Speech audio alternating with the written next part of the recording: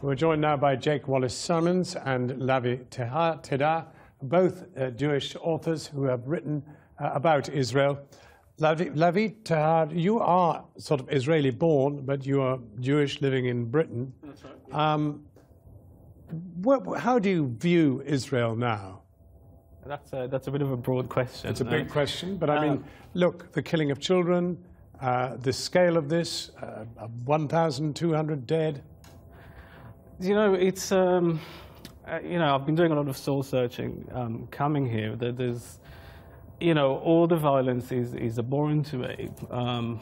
I think there's no point for me to go and blame one side or the other at this point. I think we need to move forward. We need to move beyond that. Israel and Palestine have been stuck in a holding pattern. We're seeing the same thing every couple of years. We see a flare-up, we see a deadly attack, back to the status quo. I think in Israel, maybe we kind of hope it would go away. It doesn't go away. The Palestinians are still trapped within this place. We need to move forward. We need to find a solution together. And in the long term, Jake, does this do Israel any good? Do you mean in terms of the propaganda sort of value? No, I mean really in the sense of the survival of Israel. Well, who knows? I mean, I think that, as difficult as it is in the face of all the suffering that we're seeing in Gaza, I think it's important that British people in particular stand with Israel at this time. There's a big question over that, isn't there? I mean, the activity in the social network suggests you're losing support. Much of it used to be there, but it isn't there now. Yeah, I mean, it's not me. I'm not Israeli, and I don't speak for Israel. But I'm British, and I do feel that, from a British point of view, we've had our moments, right? I mean, we went to war in Afghanistan, we went to war in Iraq without receiving even one rocket onto our population centres. In Afghanistan, about 20,000 civilians were killed.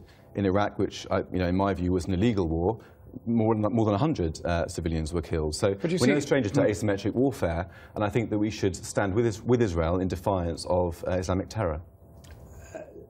Tonight, the Israelis have been warning Palestinians. 110,000 of them have to move out of the Jabalia refugee camp. 110,000 people have to leave their homes. That's more refugees, more potential deaths, more potential woundings. There's going to be a massive attack tonight. I have no answers for you.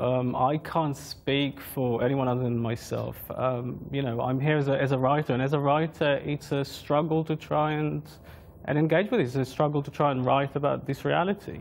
And in fact, you write science fiction as a result. And in fact, well, science fiction... In a sense, it's almost an escape. I think it's the opposite of escape. I think it allows you to imagine alternative realities, alternative futures, which is something we need to do. I think, something needs to happen. Something radical needs to change. I don't know if from within or without. I think from both sides. I think one of the big issues, which I don't even want to bring up, but the right of return is obviously a fundamental issue. I think it's the one issue that Israel would never budge on. But isn't the other huge issue the settlements? There may be no settlements in Gaza, but Gaza itself is now a Palestinian settlement besieged. What about the settlements? I mean, the frustrating thing about the settlements is that everybody knows how it's going to end up, really, with regard to the settlements. There'll be land swaps.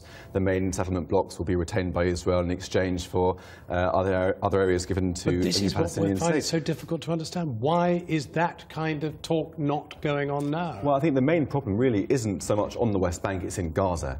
And we're looking at a place that is run by fanatics, by Islamic fanatics who see death as a form of worship, both for their fighters and for their civilians. And I think that any democratic, civilized country would have trouble dealing with that, militarily and otherwise. Wallis, Lavie Tidhar, thank you very much indeed for coming in.